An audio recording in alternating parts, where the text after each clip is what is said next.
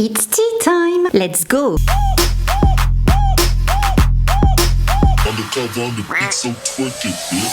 Bonjour, bonsoir tout le monde, je suis ravie de vous retrouver aujourd'hui pour une nouvelle vidéo et on démarre donc le week-end spécial Gossip Girl, même si en soi ça fait déjà quelques semaines qu'on a démarré. Donc pour ceux qui débarquent ici, j'ai déjà traité à part le parcours de Blake Lively, également celui de Penn Badgley et celui de Leighton Meester. Donc aujourd'hui nous allons voir les autres acteurs de la série. Alors vous m'excuserez, comme d'habitude, je sais qu'il y en a qui vont me dire « mais t'as oublié un tel et une telle ».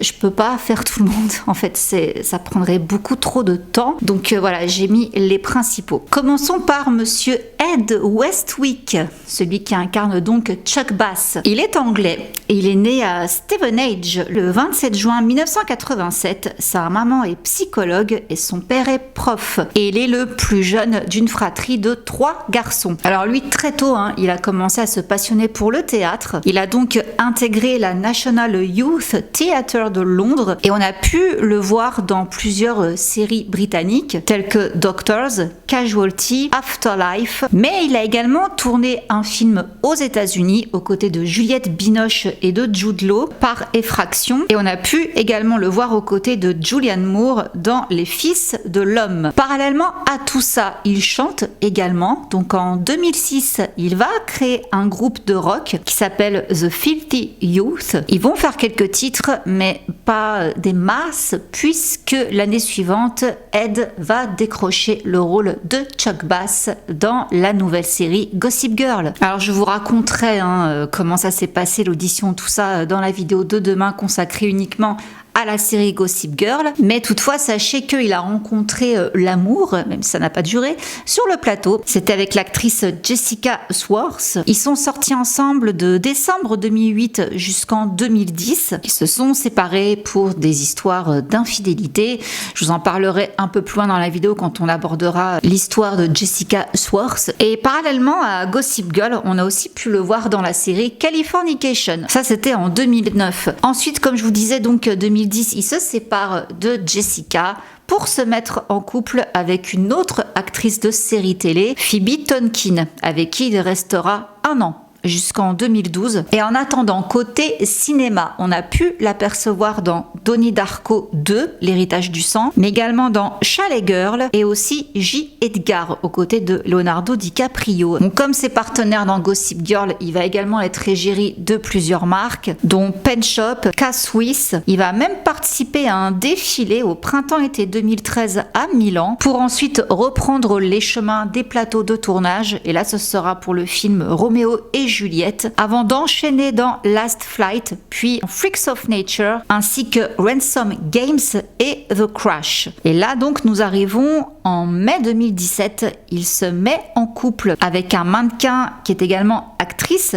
Jessica Michelle Serfati, et ils vont rester ensemble jusqu'en 2018, et entre-temps on va le retrouver dans la série White Gold qui durera 2 saisons, car c'est là où les choses vont se gâter pour Ed. Donc 2017, on est en novembre. Il est accusé d'abus intime et il y a donc une enquête qui est ouverte par la police de Los Angeles. Alors, qu'est-ce qui s'est passé ? C'est le 6 novembre. On a Christina Cohen qui a publié un long message sur Facebook où elle raconte la nuit d'horreur qu'elle a vécue avec Ed. Donc elle dit que ça s'est passé 3 ans auparavant, et là on est en plein dans le gros boom de l'affaire Weinstein, donc elle en profite pour prendre la parole, et elle précise qu'en plus c'était une période très compliquée pour elle parce que sa mère était en train de décéder d'un cancer quand cette histoire lui est arrivée avec Ed. Et donc voici ce qu'elle raconte. Je sortais brièvement avec un producteur qui était ami avec Ed Westwick. C'est ce producteur qui m'a emmené chez Ed, où je l'ai rencontré pour la première fois. Je voulais partir quand Ed m'a suggéré qu'on devrait tous coucher ensemble. Mon petit ami ne voulait pas mettre Ed mal à l'aise en partant, et Ed a insisté pour qu'on reste dîner. J'ai dit que j'étais fatiguée et que je voulais partir en essayant de sortir de ce qui était déjà une situation inconfortable. Ed m'a suggéré de faire une sieste dans la chambre d'amis. Mon petit ami le producteur a dit que nous resterions encore 20 minutes et ensuite nous pourrions partir. Je suis donc allée me coucher dans la chambre d'amis où je me suis finalement endormie et j'ai été réveillée brusquement par Ed sur moi, ses doigts entrant dans mon corps. Je lui ai dit d'arrêter, mais il était fort. Je l'ai repoussé aussi fort que j'ai pu plus, mais il a attrapé mon visage dans ses mains, il m'a secoué, il m'a dit qu'il voulait me... Voilà, vous avez compris. J'étais paralysée, terrifiée, je ne pouvais pas parler, je ne pouvais plus bouger, il m'a maintenue et a abusé de moi. C'était un cauchemar et les jours suivants n'étaient pas meilleurs. Mon petit ami m'a blâmée en me disant que j'étais une participante active et il m'a dit que je ne pouvais rien dire parce que Ed allait faire venir des gens afin de me détruire et que je pourrais donc oublier ma carrière d'actrice. Il m'a également dit que je ne pouvais pas dire qu'Ed avait abusé de moi car je ne voulais pas être cette fille, entre guillemets. Et très longtemps, je l'ai cru, je ne voulais pas être cette fille. Donc entendez par là que cette fille, c'est celle en gros qui fait du bruit, quoi, qui accuse quelqu'un. Enfin voilà. Et elle conclut son message en disant « Je réalise désormais que ces hommes voient les femmes comme des proies et qu'ils utilisent ces méthodes si souvent dans notre milieu et certainement dans d'autres. » Alors Ed a réagi tout de suite dès le lendemain en disant « Je ne connais pas cette femme, je n'ai jamais forcé aucune femme d'aucune manière, je n'ai certainement jamais commis d'abus. » Sauf que du coup le lendemain... Donc voilà, elle a parlé le 6, Ed s'est exprimé le 7 novembre, et bien le 8, encore une autre fille qui prend la parole, Aurélie Wine. Alors pareil, toujours en 2014. Donc voilà ce qu'elle écrit, comme Christina, je lui ai dit non et il m'a poussé le visage contre le sol et je ne pouvais rien faire sous son poids. Je portais un maillot de bain qu'il a arraché, j'étais sous le choc. Je suis toute petite en plus. Mon petit ami de l'époque, l'acteur Mark Salling, m'a dit que j'étais responsable et il a rompu avec moi. Et elle précise que ses amis à elle lui ont dit de ne pas en parler par peur que les gens pensent qu'elle voulait juste se faire connaître, quoi. Que tout ça c'était faux, qu'elle l'inventait pour se faire remarquer. Alors je n'ai rien dit et j'ai entendu des histoires d'agression intime et d'intimidation dans ce milieu au point que j'ai remis en question mon choix de carrière. Je te crois, Christina Cohen, et merci d'avoir pris la parole et d'avoir bien résumé tout ce qu'endurent les actrices entre les mains d'hommes comme Ed Westwick. Alors Ed, ça commence à le saouler. Donc lui, il est complètement d'accord pour que effectivement une enquête ait lieu. Il est prêt à collaborer avec les autorités car il veut que son nom soit lavé. C'est triste et décourageant pour moi de voir qu'à cause de 2 témoignages infondés et totalement faux publiés sur les réseaux, certaines personnes puissent penser que je suis coupable de ces agissements vils et horribles. Je ne le suis absolument pas et je coopère avec les autorités pour qu'elles puissent laver mon nom le plus vite possible. Mais ça continue. Il y a encore une 3e accusation contre Ed. Et là, c'est Rachel Hake. Elle raconte que c'était pareil en 2014 à Los Angeles. C'était la veille de la cérémonie des Oscars. Donc à cette époque-là, elle avait 23 ans. Elle a été invitée par son ex-petit ami, donc son copain de l'époque, Kane Harling, qui est un producteur australien, à se rendre à une soirée organisée à l'hôtel Sunset Marquis à Hollywood, où se trouvait également donc Ed Westwick. Mais quand elle s'est retrouvée seule avec lui, il aurait essayé de l'embrasser et de la pousser contre le mur. Et il a fait ça plusieurs fois dans la soirée. Donc elle a averti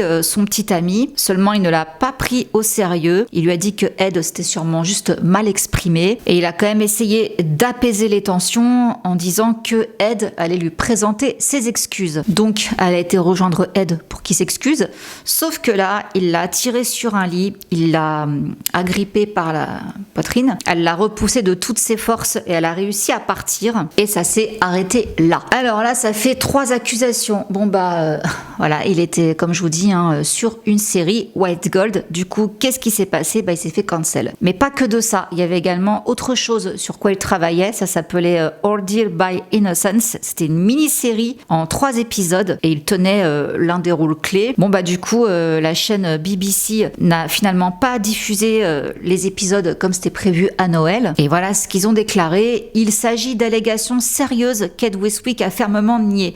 La BBC n'émet aucun jugement, mais jusqu'à ce que ces problèmes soient résolus, nous n'inclurons pas Ordeal by Innocence dans la grille. Et ils ont également déclaré que l'acteur ne travaillait plus sur White Gold, la série dont il tient le rôle titre, qui est diffusée donc au Royaume-Uni, mais pas que, elle est aussi disponible sur Netflix. La maison de production indépendante qui s'occupe de White Gold nous a informé qu'Ed Westwick a fait une pause dans le tournage pendant qu'il gère ses allégations.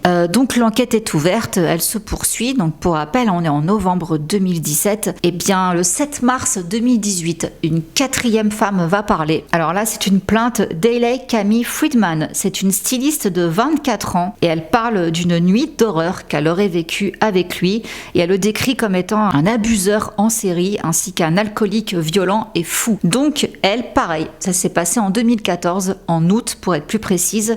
Elle avait 20 ans, elle l'a rencontré lors d'une soirée, elle n'était pas indifférente à son charme, donc quand il lui a proposé d'aller boire un verre chez lui à Hollywood, elle a dit ok, et ce qui aurait dû normalement être une nuit entre deux adultes consentants a tourné au cauchemar lorsqu'il lui a demandé de l'étrangler, de lui donner une gifle et de lui cracher au visage. Bon, elle a pas voulu, du coup c'est lui qui l'a étranglé, qui l'a giflé et qui lui a craché dessus, mais c'est pas tout, elle dit aussi qu'il l'aurait séquestré. Donc le lendemain matin, il l'aurait empêché de partir et il est même allé jusqu'à abuser d'elle à plusieurs reprises et ça a duré donc pendant 48 heures. Elle n'a pas eu le droit d'avoir accès à son téléphone. Elle a finalement réussi à regagner son domicile avec des bleus ainsi que des saignements et elle a préféré se taire par peur que sa carrière n'en pâtisse. Et c'est donc que là qu'elle prend la parole. Face à tout ça, on a interrogé l'ex d'Ed Westwick, donc l'actrice Jessica Swartz. Donc voilà ce qu'elle a dit. Je ne sais même pas comment répondre, ou même si je le devrais, car je ne veux pas que mes propos soient déformés. Je connais Ed depuis des années et je sais à quel point il est charmant et je ne pense pas qu'il pourrait mettre un jour quelqu'un dans cette position. C'est difficile, car vous ne voulez pas que quelqu'un que vous connaissez traverse une telle situation ou fasse quelque chose de ce genre, mais pour chacune de ces situations, je n'étais pas là, donc je ne peux pas dire si c'est arrivé ou pas. Mais je le connais bien, et je le connais depuis des années, et je trouve cela choquant. J'espère que ce n'est pas vrai, c'est choquant. Le Ed que je connais n'aurait jamais pu faire subir cela à quelqu'un, alors si vous me demandez si j'y crois, je dirais non. Mais je n'étais pas là. Alors, très peu de temps après cette dernière accusation, nous sommes donc en juillet 2018, il n'y aura pas de procès, finalement. Ed y échappe, tout simplement parce que les procureurs du comté de Los Angeles n'ont pas assez de preuves contre lui. Donc, il n'est pas nécessaire d'ouvrir un procès, faute de preuves. Et selon l'avocat d'Ed, il a déclaré que c'était évident depuis le début que chacune des allégations faites par ces femmes était absolument fausse. C'est une honte que certaines personne ait aussitôt émis un jugement contre Ed et que cela ait pris 8 mois pour qu'il soit enfin blanchi.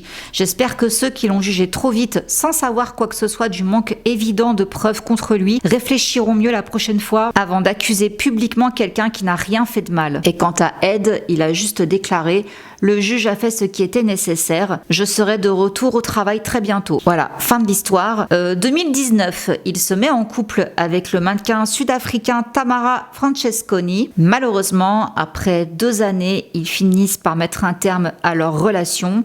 Alors c'est elle qui l'a quitté. A priori, des infidélités de la part d'Ed. Et là, on arrive donc à la pandémie de 2020. Ed en profite pour beaucoup plus se consacrer aux questions de justice sociale, comme le mouvement Black Lives Matter. Donc il s'est joint également à la lutte contre le racisme. Il a également fait la promotion de masques faciales, dont les bénéfices allaient être reversés à Kick It Out, qui est une organisation caritative qui œuvre pour mettre fin au racisme dans le football au Royaume-Uni. Et là, côté cœur, il serait en couple avec une actrice et mannequin britannique qui s'appelle Amy Jackson. Et côté boulot, il a tourné un autre film en 2020 qui s'appelle Enemy Lines. Également Me You Madness l'année suivante en 2021. Et voilà, pour l'instant, ce sont les dernières news concernant Ed. Maintenant, passons à Chase Crawford.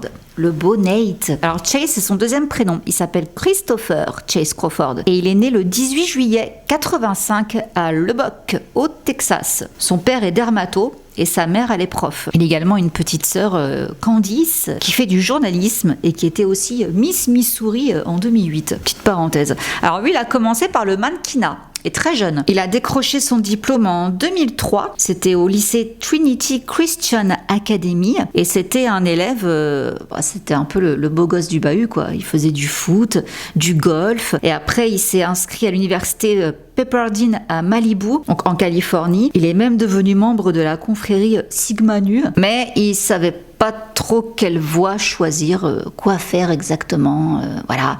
Du coup, il a demandé conseil à sa mère et c'est elle qui l'a poussé à se lancer dans une carrière d'acteur, du moins tenter. Donc là, il était en 2e année de fac et il dit même que c'est grâce à elle qu'il a fait ses premiers pas dans ce monde. Donc il a intégré une agence, il a trouvé un manager, il a fini par quitter l'université pour se consacrer à sa nouvelle carrière. Donc on est en 2006, il obtient un premier rôle dans un téléfilm, Rendez-moi mon fils, et l'année suivante, un direct, Gossip Girl, Nate Archibald. Ce rôle lui vaudra 4 Teen Choice Awards du meilleur acteur. On va aussi le voir aux côtés de la chanteuse Leona Lewis dans son clip I Will Be. Également encore dans d'autres films, Loaded, ainsi qu'un film d'épouvante, La malédiction de Molly Hartley. Ça, c'est toujours en parallèle de Gossip Girl.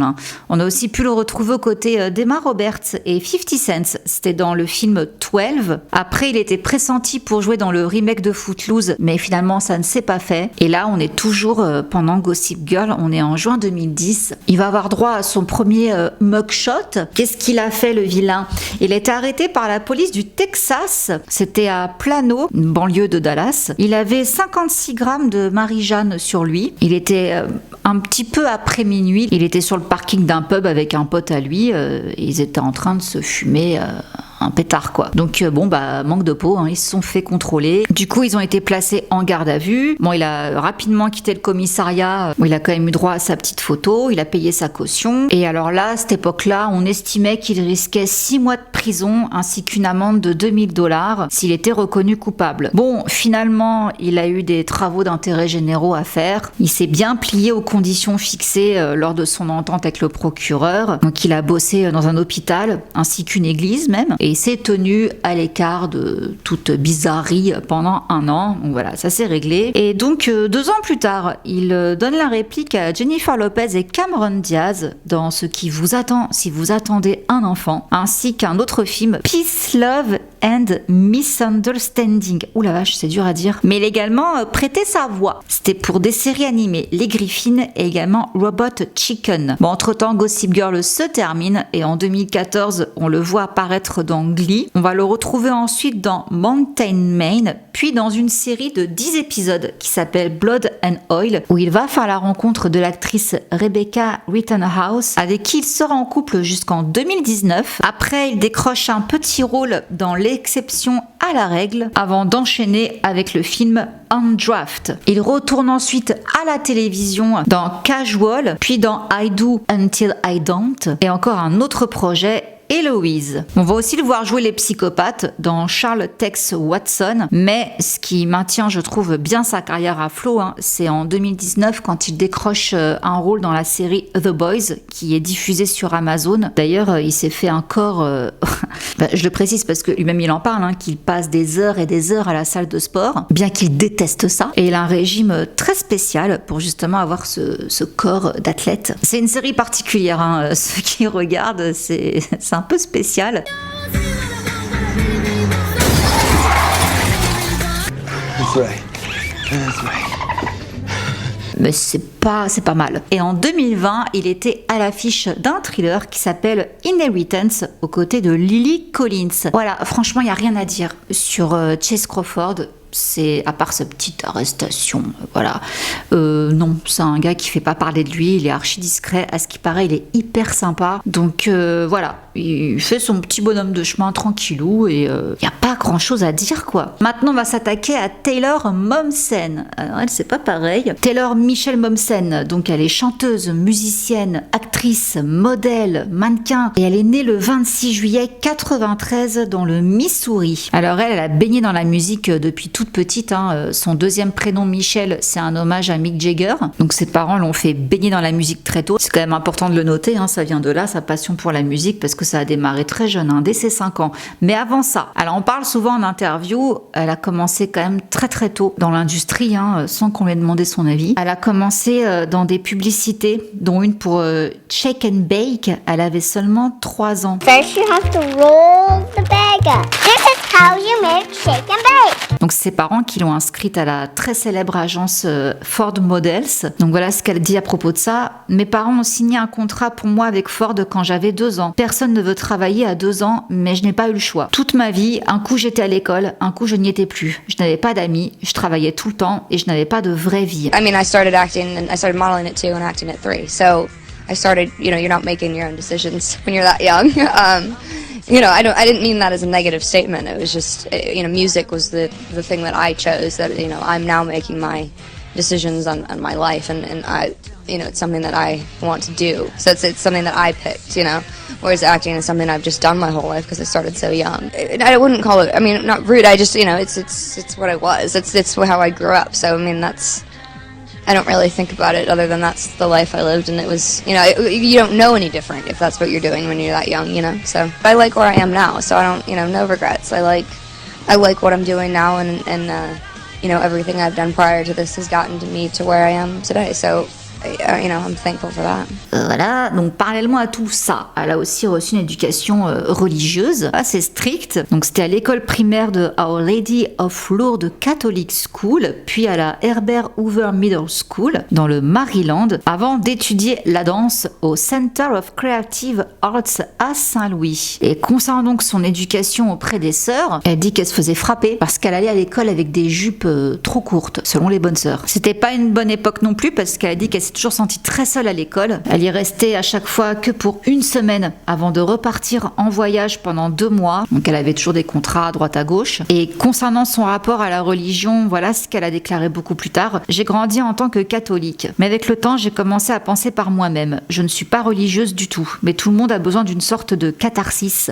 Pour moi, c'est la musique. La musique est ma religion. J'ai vendu mon âme au rock'n'roll. Alors pour info, elle a aussi une petite sœur qui a 3 ans de moins qu'elle, Sloane, et qui est également actrice. Bon, je pense que c'est les parents qui n'ont pas dû non plus laisser le choix. Et comme je vous disais, donc son goût pour la musique, elle le doit donc à son père. Et c'est d'ailleurs dès l'âge de 5 ans qu'elle va commencer à composer des chansons. I've been writing songs since I was 5 and singing since I can remember. So my whole life. Donc elle a appris la guitare, elle avait 8 ans. À 6 ans, elle a fait un petit rôle dans la série Demain à la une, mais c'est en 2000 qu'elle a tourné dans Le Grinch avec Jim Carrey. J'avais jamais capté que c'était elle. Bon, en même temps, elle était petite. Mais ouais, c'était elle, la petite dans Le Grinch. Et elle va même chanter plusieurs titres pour Le Grinch. Alors, c'est cool, mais pas tant que ça. Parce que du coup, ce film a énormément marché.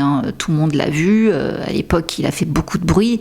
Eh bien, ça lui a valu du harcèlement scolaire. Tout le monde se moquait d'elle. Tout le monde l'appelait la Grinch Girl. Les gamins, ils connaissaient même pas son nom. Juste, ils l'appelaient la Grinch Girl. Donc, ça n'a pas été facile. Elle dit qu'elle s'y est habituée, mais que c'était aliénant. Concernant les études, c'est quand elle est retournée avec son père dans le Maryland que là, elle a enfin pu se poser pendant une année complète dans le même établissement scolaire. Donc là, elle a enfin pu se faire des amis. C'est la première année complète où j'étais à l'école et j'ai eu l'occasion de me faire des amis. J'ai monté un groupe, nous jouions après l'école, c'était amusant. Je chantais, je jouais de la guitare, j'écrivais. I didn't really go to school. I was homeschooled a lot, and I graduated high school 2 years early. So, when I was in school, I was kind of a loner. I didn't have a lot of friends. Was in and out. I was in and out so much. Even when I was in school, I was traveling so much. So I'd be there for a week and then be gone for 2 months and then come back. So I would say, a loner. That's kind of the awkward, weird kid, I guess. I don't know. Bon, par la suite, elle a enchaîné des films tels que Hansel et Gretel, Spy Kids 2, Espion en herbe. Elle a passé l'audition pour Hannah Montana, mais finalement, c'est Miley Cyrus qui a décroché le rôle. Et elle dit d'ailleurs qu'elle se sent chanceuse de ne pas l'avoir décroché. Oui, j'ai failli être Hannah Montana. J'étais dans les 3 dernières, mais je ne sais pas comment les gens ont découvert cette histoire. J'ai fait tellement d'auditions et être parmi les dernières pour un rôle, ça arrive tout le temps. Je suis actrice depuis que j'ai 2 ans, donc je suis incapable de vous dire combien de fois ça m'est arrivé. C'est bizarre que cette audition en particulier soit ressortie et qu'on en parle encore aujourd'hui. C'est une audition parmi d'autres. J'avais seulement 8 ans. Je pense que si j'avais eu le rôle, ça n'aurait pas aussi bien fonctionné honnêtement. Je leur aurais sûrement dit d'aller se faire voir quand j'avais 11 ans. Je n'aurais pas pu me laisser mettre dans une case ou un moule. Ça n'aurait pas été le même phénomène et je trouve que Miley s'en sort bien pour se dissocier de tout ça et s'établir en tant que pop star. Alors, c'est donc en 2007. Voilà, elle décroche donc le rôle de Jenny Humphrey dans Gossip Girl. Et donc là, elle déménage à New York. Elle s'est sentie d'ailleurs déracinée quand elle est arrivée à New York. Elle a intégré également la Professional Performing Arts School à Manhattan. Et c'est d'ailleurs là, du coup, qu'elle a fait la connaissance de Connor Paolo, donc il étudiait aussi là-bas, et lui, rappelez-vous, c'est donc le petit frère de Serena dans Gossip Girl. Donc il lui a présenté tout son groupe de potes, ça on en a parlé dans Podcrushed, le podcast de Penn Badgley. Elle lui disait à quel point il avait été super, il l'avait vite intégré à son groupe d'amis, tout ça, mais malheureusement ça n'a pas duré très longtemps parce qu'elle a passé son baccalauréat à 15 ans. Après elle a arrêté les études parce qu'elle n'arrivait plus à assurer tout, Gossip Girl plus ses études, donc elle a arrêté à 15 ans, d'autant plus qu'elle va pas s'arrêter que à Gossip Girl. On va la retrouver également dans un film de Gus Van Sant qui s'appelle Paranoid Park. Il va même être primé à Cannes. Elle enchaîne ensuite après avec un autre film, Underdog, et là elle est plus chez Ford, elle signe un contrat avec l'agence IMG Models en 2008. Taylor commence un peu à voir la folie des paparazzi. On en parlera aussi dans la vidéo de demain sur le tournage de Gossip Girl. C'était effrayant pour elle, elle est quand même très jeune, elle est plus jeune que les autres. Donc déjà, si les autres ont eu du mal à vivre, imaginez elle qui avait 14-15 ans, c'était encore pire. Donc elle a fait une infection, elle a eu une infection à la gorge, assez grave d'ailleurs, selon les médecins, elle aurait pu y rester. Elle a pu retourner sur les plateaux, mais déjà en bas de l'hôpital, il y avait des paparazzi qui campaient, c'était assez impressionnant, elle pouvait plus faire un pas sans qu'il y ait des paparazzi qui la traquent. Et c'est d'ailleurs à cause, c'est à vous de voir, de ça, qu'elle va faire une pub pour Nike qui va devenir virale parce qu'ils vont justement se servir de cette folie des paparazzi pour promouvoir leur marque. Donc on la voit essayer d'échapper aux paparazzi et c'est vraiment filmé de manière à ce qu'en fait on ne sait pas si c'est une pub ou si elle a vraiment fait ça. Alors je ne pense pas qu'elle soit adepte du parcours, je ne pense pas. Donc pour moi c'est un montage mais très bien fait. D'ailleurs, Nike n'a jamais revendiqué d'avoir fait cette pub. Mais bon, vu comment ça se passe, vu comment les produits sont quand même un peu mis en avant et vu surtout les cascades qu'elle fait, on se doute que c'était pas naturel, Elle échappait pas vraiment aux paparazzi, c'était pour faire un buzz. Ça a bien marché, la vidéo, comme je vous dis, elle est devenue virale. Donc voilà, c'était un joli coup de pub. En 2009, elle devient également égérie pour la marque New Look, mais également pour la ligne Material Girl, lancée par Madonna avec sa fille Lourdes. Ensuite, là, elle se consacre à la musique. Pas encore complètement, mais elle crée un groupe qui s'appelle The Pretty Reckless. Alors, la formation a mis un peu de temps à se faire, 2 fois. Les membres ont changé. Et là, Taylor décide de rompre son contrat avec IMG Models, tout simplement parce qu'elle ne veut plus faire du mannequinat, elle en a marre. Mais toutefois, elle sera également égérie pour Victoria's Secret, c'est pour le parfum Love Rocks. Et je pense qu'elle a accepté parce que ça colle avec l'image qu'elle veut commencer à dégager, à savoir ce côté rock'n'roll. Et elle va aussi être égérie pour un autre parfum. Là, c'est pour John Galliano, Parlez-moi d'amour. Et la pub qui va avec le parfum, elle l'a fait avec son groupe. Donc pareil, je pense qu'elle a accepté pour ça. Ça faisait un coup de pub pour son groupe. D'ailleurs, il y a une soirée privée qui est organisée par Galliano. Et elle a pu faire un mini-concert avec son groupe The Pretty Reckless.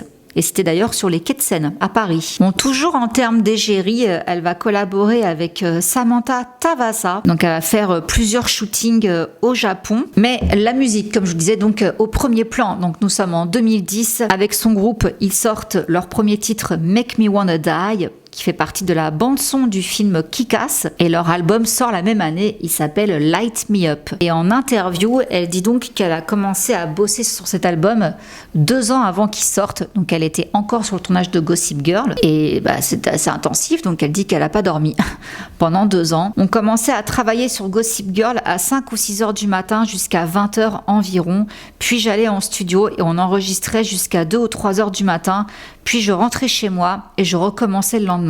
Mais ça en valait la peine, à tout point de vue. J'ai fumé beaucoup de cigarettes et bu beaucoup de café et c'est comme ça que j'ai survécu pendant 2 ans. Je ne peux être moi-même qu'avec la musique. Jouer en tant qu'actrice est facile. Je l'ai fait si longtemps et j'aime vraiment cela. Mais tu joues un personnage, ce n'est pas toi. Moi, je suis folle, complètement dingue. Je le sais, je m'y suis habituée et je sais utiliser ma folie pour arriver à mes fins aujourd'hui. Est-ce que j'aimerais changer? Non, je m'en tape. Je vis ma vie. Tout le monde fait des erreurs, tout le monde fait des conneries, c'est la vie. Les Les opinions des autres, je m'en fous. Je suis moi et c'est tout. Bon, vous avez compris, hein, elle a donné le ton. Donc elle quitte Gossip Girl. Voilà, les producteurs lui ont donné le feu vert. De toute façon, elle commençait à changer de style, tout ça. En fait, il y a eu à un moment donné une coupure, il y a eu une grève de scénaristes. Donc il y a eu un certain temps qui s'est écoulé sans qu'il tourne. Et elle s'était coupé les cheveux à ce moment-là. Ils ont dû accepter, hein, il n'y a pas eu le choix. Ils n'ont pas mis de perruque, mais du coup, l'image de Jenny dans la série a également changé. Et après, de toute façon, vous voyez bien, on la voit de moins en moins jusqu'à plus la voir du tout dans la 4e saison. Bon voilà, c'était pour se consacrer pleinement à la musique. Et elle va faire parler d'elle avec sa musique. Donc il y a eu des petits scandales. Bon, il y a l'association anti-tabac qui a dit c'est pas bien Taylor parce qu'elle était montée sur scène avec sa clope. Ça plaît pas. Les gens disent qu'elle devrait servir d'exemple et à cela répond qu'elle s'en fout, elle fait ce qu'elle veut. Oui, bah alors elle poursuit, hein, elle donne un concert dans une salle de New York et là elle arrive en montrant sa poitrine. Donc on est en plein milieu de sa chanson Make Me Wanna Die et on peut admirer sa poitrine. Alors il y a des sparadraps en forme de croix qui cachent les tétons.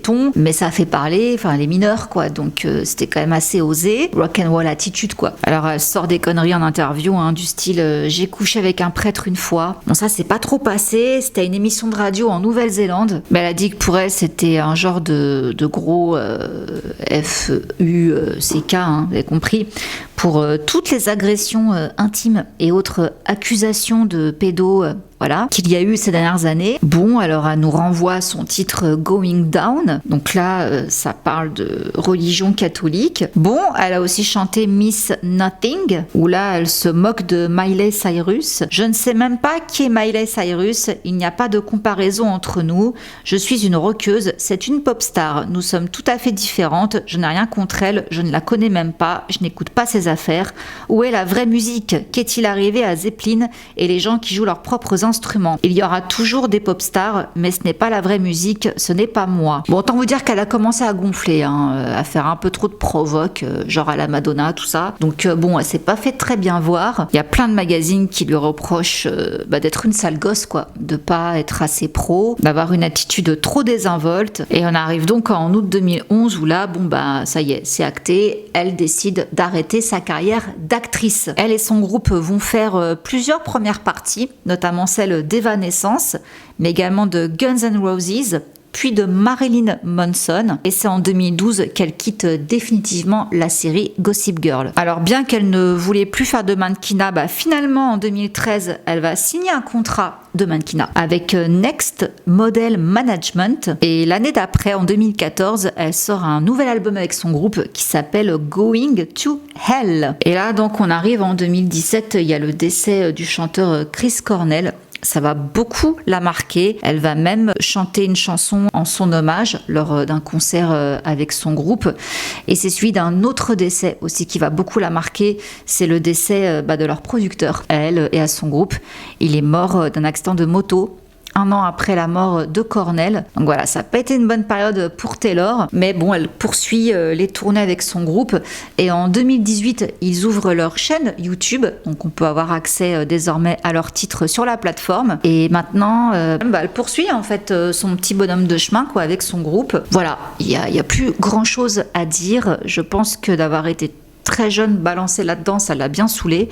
Du coup, maintenant, elle s'est complètement rebellée avec son groupe et elle fait que ça, quoi. Voilà. Alors, on va finir avec Jessica Swartz, donc celle qui faisait Vanessa. Alors, elle est née le 31 mars 85 dans le Wisconsin et c'est également un mannequin, en plus d'être actrice. Elle a beaucoup de frères et sœurs, elle en a 5 au passage. Et si vous vous demandez ses origines, parce que c'est vrai qu'elle est très très jolie, hein, eh bien, elle est d'origine hongroise et également afro-américaine. Alors, elle a débuté par le mannequinat à l'âge de 6 ans et elle fait ses débuts pour Quaker Oats Company alors qu'elle a que 10 ans et après elle fait d'autres publicités pour les magasins Cole, entre autres. Parallèlement à l'école, eh bien, elle joue au football, mais elle est aussi pom-pom girl. C'est à l'âge de 17 ans qu'elle s'installe à Los Angeles avec sa mère et là, direct, elle va se faire remarquer, donc les contrats de mannequinat vont pleuvoir. Elle va même poser pour le magazine 17. C'est l'occasion de la la campagne de pub pour la marque Claire's. Et concernant la comédie, ce sera en 2003. On va la voir dans la sitcom Ma famille d'abord, puis elle va enchaîner plein d'autres séries, dont Ce que j'aime chez toi, Drake and Josh, Le monde de June. Après, ce sera un téléfilm en 2005, La force des mots. Un rôle récurrent aussi dans What About Brian, Les experts Miami.